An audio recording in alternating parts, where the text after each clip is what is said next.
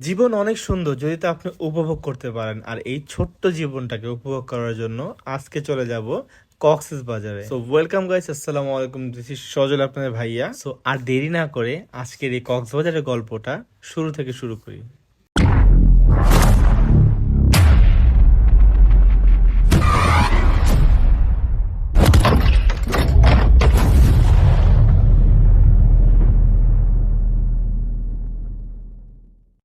গল্পের শুরুটা হয় ঢাকা থেকে। এই স্লিপার কোচটা আমরা সম্পূর্ণ রিজার্ভ করে নিই, কারণ আমরা সব অফিস কলিগরা একসাথে যাচ্ছি কক্সবাজার একটু রিফ্রেশমেন্টের জন্য। আরেকটা কথা বলে রাখি, সেটা হচ্ছে এই স্লিপার কোচে ওঠার কিন্তু আমার ফার্স্ট এক্সপিরিয়েন্স হচ্ছে এটা। এর আগে আমি কক্সবাজার কখনো আমি স্লিপার কোচে যাইনি। ট্রেনে গিয়েছি, এয়ারে গিয়েছি, বাসে গিয়েছি, বা স্লিপার কোচ দিয়ে কখনো যাওয়া হয়নি। সো খুব বেশি এক্সাইটেড ছিলাম এই স্লিপার কোচ নিয়ে। তো বিসমিল্লা বলে আমাদের জার্নিটা শুরু করলাম। ঠিক রাত 10টায় গাড়িটা ছাড়লো কক্সবাজারের উদ্দেশ্যে। মার্শাল্লাহ, বাসটা খুব বেশি সুন্দর ছিল আর এত বেশি কালারফুল লাইট ছিল যে মনেই হচ্ছিল না আমরা কোনো বাসে আছি।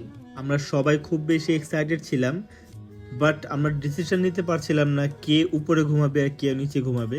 সো আমি অনেক সিদ্ধান্ত নেওয়ার পরে উপরের সিটে চলে গেলাম। আর এখানে আছে হচ্ছে রাব্বি আর রানা আছে এখানে। আর এই বাস জার্নিটাকে আরো বেশি সুন্দর করার জন্য আমি ইউকেলে নিয়ে গিয়েছিলাম, আর সবাই মিলে আমরা গান গাচ্ছিলাম। তো এই লাইটিং এর কারণে আরো খুব বেশি ভালো লেগেছে। এই গান গেতে গেতে কখন যে কুমিল্লা চলে আসছি আমরা বুঝতেই পারি নাই। এখানে সবার সিরিয়াল দেখে বুঝতে পারবেন যে হ্যাঁ, আমরা কুমিল্লা চলে আসছি। সো এক ঘুম দেওয়ার পরে আমরা সকালে উঠে দেখি আমরা কক্সবাজার চলে আসছি। ঠিক সকাল 7টার দিকে চলে আসলাম আমরা কক্সবাজারে। আর সেখানে যেই তাড়াতাড়ি করে রেডি হয়ে আমরা একদম বের হয়ে গেলাম সকালের নাস্তা খেতে, কারণ আমাদের জার্নিটা খুবই শর্ট টাইমের একটা জার্নি। আমরা টোটাল 27 জন হচ্ছে গিয়েছিলাম এই ট্যুরটাতে। নাস্তা শেষ না করতে করতে চলে গেলাম আমরা বিচে। তো প্রথমে বিচে গিয়ে পা ভিজানোর যে একটা ফিলিংস, সেটা হচ্ছে কক্সবাজারে যে না গেছে সে অনেক বেশি মিস করবে। আর সেদিন খুবই সানি ওয়েদার ছিল, অনেক গরম ছিল, বাট পানিটা যখন পায়ে লাগলো খুবই ভালো লেগেছে। কারা কারা এখনো কক্সবাজারে যাওনি তারা প্লিজ কমেন্ট করে জানাও। আর এদিকে দেখলাম যে অনেকে কক্সবাজার যেতে পারে না, বাট এই কুকুর কিন্তু ঠিকই কক্সবাজারে গেছে এবং সে বিচের ফিলটাও নিচ্ছে। হঠাৎ গোসল করতে করতে আমার দিকে দৌড় দিয়ে আসে, আমি ক্যামেরাটা ফেলে আমিও দৌড় দিই। তারপর গোসল করতে করতে মনে হলো যে এখানে আনারকলি নামে একটা ফল পাওয়া যায়। সো এই আনারকলিটা ট্রাই করলাম। এইটা এত বেশি রিফ্রেশমেন্ট একটা ফ্রুট যে আমি খাওয়ার পর আমি যে সারা রাত জার্নি হয়েছে, এই জার্নিটা একদম ক্লান্তি দূর হয়ে গেছে আমার। সো আমি হাইলি রিকমেন্ডেড করব যে যারা কক্সবাজার যাও একবার হলেও আনারকলিটা ট্রাই করবা। তারপর আফটার লাঞ্চ হচ্ছে আমরা এখান থেকে একটা বাইক রেন্ট করে দিই। এটা নতুন হয়েছে, কক্সবাজার এখন বাইক রেন্ট দেয়। তো রেন্ট নেওয়ার আগে অবশ্যই এরকম আমার মতো ভিডিও করে নেবেন যেন পরে কোনো ঝামেলা না হয়। তারপর আমরা রওনা দিলাম মেরিন ড্রাইভে। ওয়াও, এই রাস্তাটা এত বেশি জোস! আমার খুবই ড্রিম ছিল যে একদিন হলে আমি এখানে বাইক চালাবো। সো আমি বাইক ড্রাইভ করে এত দূর যাওয়ার আমার স্ট্যামিনা নাই।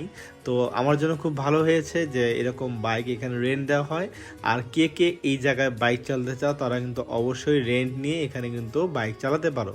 এখানে হচ্ছে আমি যেটা নিয়েছি 2 ঘন্টার জন্য 500 টাকা দিয়ে রেন্ট করেছি, আর হচ্ছে তেল আমার ভরে নিতে হয়েছে। মেরিন রোডটা আমার কাছে এত বেশি ভালো লাগে কারণ একদিকে হচ্ছে পাহাড় আর একদিকে হচ্ছে সমুদ্র।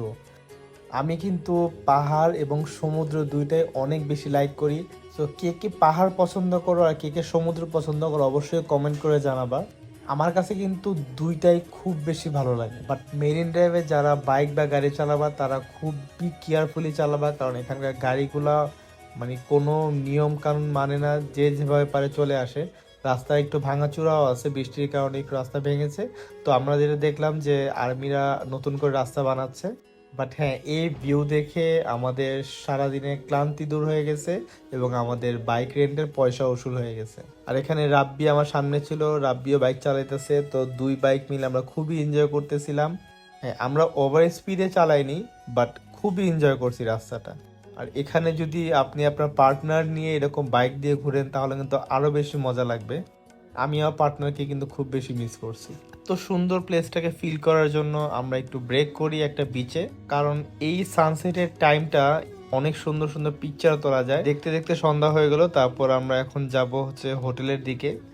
এই রাতের সৌন্দর্যটা কিন্তু অন্য লেভেলের একটা সৌন্দর্য, যেটা হচ্ছে আসলে আমি ক্যামেরা কতটুকু দেখাতে পারতেছি জানি না, বাট অস্থির লাগতেছিল যে আকাশের যে কালারটা আর সমুদ্র গর্জন সাউন্ড, আর এদিকে হচ্ছে অন্ধকার পাহাড়। কক্সবাজার আসবো আর আমরা সি ফুড খাবো না এর কোনো কথা হলো? তারপর এখানে আমরা একটা লবস্টার অর্ডার দিয়েছি আর হচ্ছে একটা কাঁকড়া ফ্রাই অর্ডার করেছি। আমরা নিজেরা চুজ করে দেওয়ার পর ইনস্ট্যান্ট আমাদের এগুলো বানিয়ে দেয়। তারপর সি ফুড খাওয়ার পরে আমরা এই টুকটুকটা আমরা নেই, যেটা হচ্ছে অটো রিক্সাও বলি আমরা, কেউ অনেকে অনেক নাম বলে। এটা খুবই এনজয়েবল। এই টুকটুক দিয়ে চলে যাই আমরা বিচে। আর রাতের বীজটা এত অসাধারণ, এত সুন্দর আওয়াজ যে আপনার মন যতই খারাপ থাক মন ভালো হয়ে যাবে। তো আমি বলবো গাইস, লাইফ অনেক ছোট, লাইফটাকে এনজয় করেন, কারণ একটা সময় টাকা থাকবে হয়তো বা এনজয় করার মন মানসিকতা থাকবে না আপনার। তো সময় থাকতে লাইফটাকে এনজয় করেন। আজকের ব্লগটা এ পর্যন্তই। আল্লাহ হাফেজ, আসসালামু আলাইকুম।